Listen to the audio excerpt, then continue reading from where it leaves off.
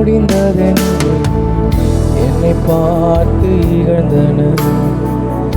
இனி என்றும் எழும்புவதில்லை என்று சொல்லி நகைத்தனர். எல்லாமே முடிந்ததென்று என்னை பார்த்து இகழ்ந்தனர். இனி என்றும் எழும்புவதில்லை என்று சொல்லி நகைத்தனர்.